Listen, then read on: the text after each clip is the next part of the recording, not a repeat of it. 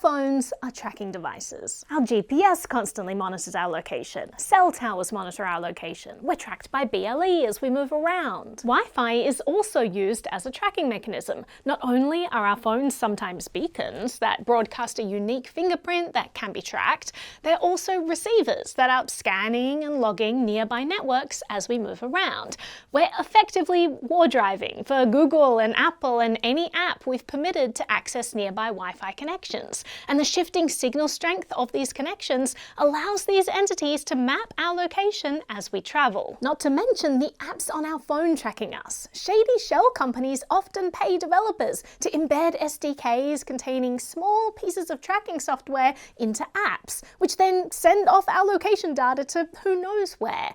Byron Tao has a whole book about it. The reality is, our phones are constantly emitting and receiving signals that create a detailed map of our every move, and countless entities get access to this location data. Remind me again why we carry these things around with us in the first place? Well, let's be honest, they're really amazing tools. I can contact people on the go, take photos and videos, use a voice recorder, I take notes, listen to podcasts, read books, search the internet. There are obviously huge benefits to carrying these things around with us, but do we need to compromise our privacy in the process? It turns out there are absolutely ways to keep using our devices without them tracking our every move. In our previous video in this location tracking series, we explained 3 settings that you can toggle on your device to help protect against location tracking. In this video, I want to take this one step further and talk about Faraday bags, which can give you extra protection. I keep my cell phone in a chip bag. The foil blocks the GPS signal, so they can't track me. Wait, I'm not running from the Terminator. Why on earth would I need a Faraday bag? Okay, stick with me on this one. Faraday bags aren't chip packets used by extremists like in the movies. They can just be normal bags or pocket linings, but they're just made of better material that can help protect your device and data. Like a waterproof jacket for my phone. Sure. Listen, our phones are constantly sending out and receiving all kinds of signals. It's just how they work. But you're probably not even aware of how much personal data you're sending out, who is collecting that data, or what they're using it for. Countless entities get the information broadcast from your device. It's okay to want to take back control of your data and block these signals. A Faraday bag is just a pouch that blocks certain signals. Seeing as most of us already put our phones in a bag or a pocket, why not just use one that also stops unwanted tracking? You can use technology without having to give away your location at all times to whoever's listening.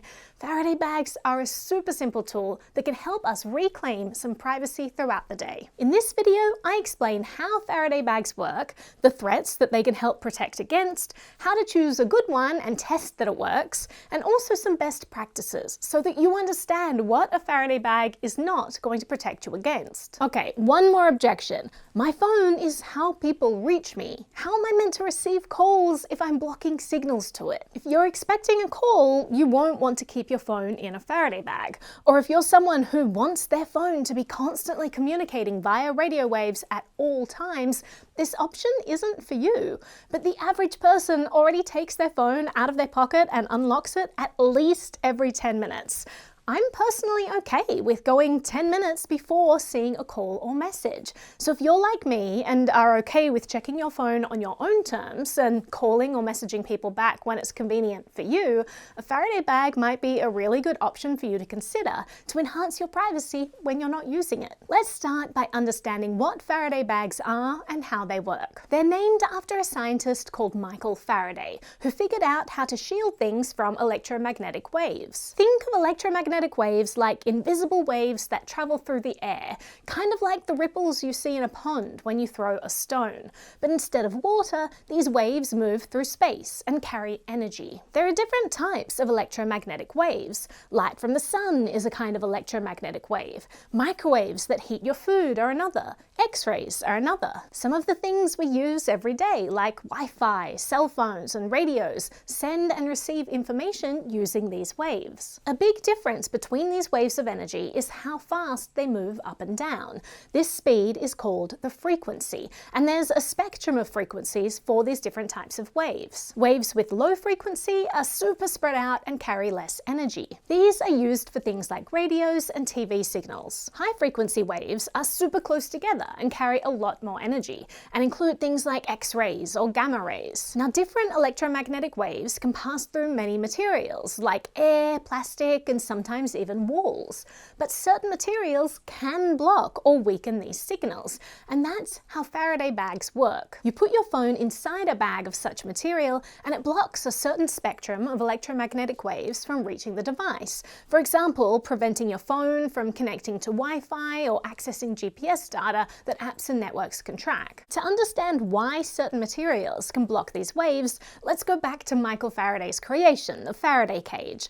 A Faraday cage is typically made from conductive materials like aluminium or copper. When electromagnetic waves hit the conductive surface, the electrons in the material move in response, redistributing and cancelling out the incoming fields. This creates a shield that prevents the waves from penetrating the enclosure, effectively neutralizing them inside. It sounds complicated, but basically, a Faraday bag is essentially a portable, flexible version of a Faraday cage, also made from conductive materials like metallic fabrics. It creates a small, sealed environment that can block signals around your phone, credit card, key fob, or whatever you decide to put inside it. Faraday bags can block a wide range of frequencies. Depending on their construction, they're often most effective at blocking the higher frequencies in the radio wave part of the electromagnetic spectrum, such as those used in Wi-Fi, Bluetooth, cellular signals, and GPS tracking systems. These are all within the UHF and SHF range of the radio wave spectrum. These high-frequency signals rely on direct line-of-sight transmission, meaning that they need a relatively clear, unobstructed path to travel effectively. Conductive materials like metal can more effectively absorb these high-frequency signals, either blocking them or weakening them. Okay, so now we get how they work. Let's quickly run through the threat models of why people might want to block these signals. Number one, perhaps you're on the run from a Terminator. No, there are serious security and privacy reasons why you might want to block radio waves. Let's start with high-risk models like journalists and activists. These are people who might use Faraday bags all the time. If they're doing dangerous undercover reporting, they will want to make sure adversaries can't easily target and track them as they move around. Even if you turn off everything that you think is emitting a signal, using a Faraday bag in addition makes sure that there are no inadvertent remote connections. Or perhaps you don't have a dangerous profession, but you're someone who might be targeted by a jealous ex-lover. Your location information is equally as sensitive, so a Faraday bag can be a really helpful tool. What about everyday people? Well, you might want to attend a protest, but don't necessarily want thousands of data brokers to target you as a result. Or for you, it might just be the principle of the thing. It's okay to want to decide for yourself who gets your location data, instead of your device screaming out your location at all times for anyone who wants to collect it. But there's a whole other risk model that you might not have thought about: RFID skimming and other kinds of wireless data theft. Yeah, this is a thing. Credit cards, passports, entry cards, and other items often contain chips that allow for wireless data transfer. But the thing is, these signals can be stolen by malicious actors via nearby scanners. It happens more than you might realize, and some even use antennas that can allow the collection of these signals from a long way away. It can lead to someone being able to break into your home or office, access funds in your bank account, even steal your identity. These days, identity theft is a booming business, and criminals don't even need to pick your pocket anymore. They just walk by and scan your cards or ID without you even noticing. Somebody on the street with the card in the pocket or the badge on the side, you just walk past them and capture their info? Yep. Using a Faraday bag will protect you in your everyday life by blocking attempts at wireless theft and keeping your data secure. When you're in crowded places like airports or malls, why not have that extra layer of protection? Now let's address the question of how to choose a Faraday bag. Depending on how they're made, Faraday bags are going to vary in how effective they are at blocking different frequencies. First, the type of material they're made from will make a huge difference.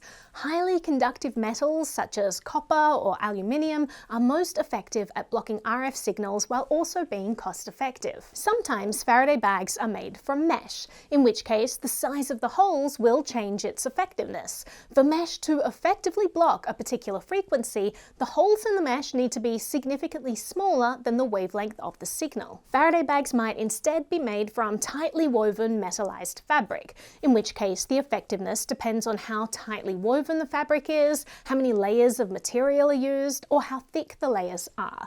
Thicker materials or multiple layers of conductive fabric provide better protection, especially against stronger signals or lower frequency waves, which are harder to block with a single thin layer. Some Faraday bags are optimized for RFID shielding to block short-range communication, like that used in contactless payment cards.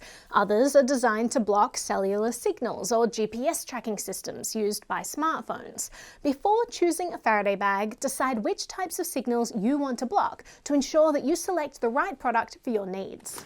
If you want to keep your phone in a bag of potato chips, then keep your phone in a bag of potato chips. Getting a Faraday bag is easy and affordable. You can find them online through major retailers or at stores that specialize in tech accessories or security products. Just select one that's the right size for your needs, whether it's for your phone, wallet, or larger items like a laptop. To use it, simply place your electronic device or valuable inside the bag, ensuring that it's fully sealed. Once inside, the bag should block all signals, effectively making the item invisible to tracking or scanning devices. But to really know if it's doing the job, you should test your bag. And you'll want to test out a range of signals to make sure that your bag blocks them all effectively.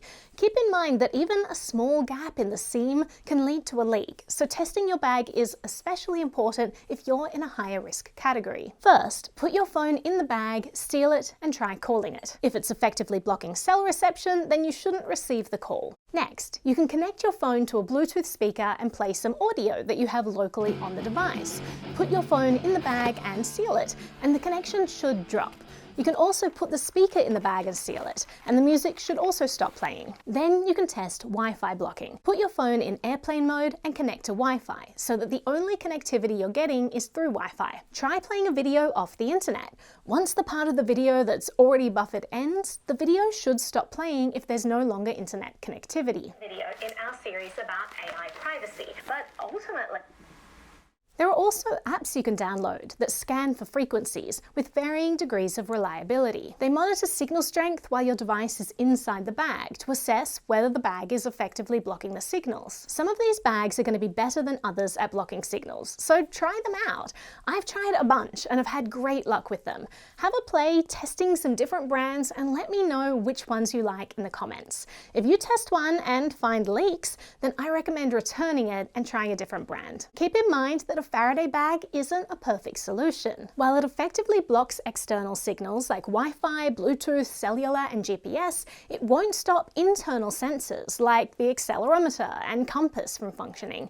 Your phone may still collect location-related data based on movement detected by these sensors. You may want to consider turning off sensors for certain apps if you don't want them to track movements. So to summarize, using a Faraday bag is not about concealing secrets. It's simply that you should have the right to not be followed everywhere you go. With identity theft, unauthorized tracking, and constant harvesting of your digital activities on the rise, taking steps to safeguard your information is a matter of common sense, not secrecy.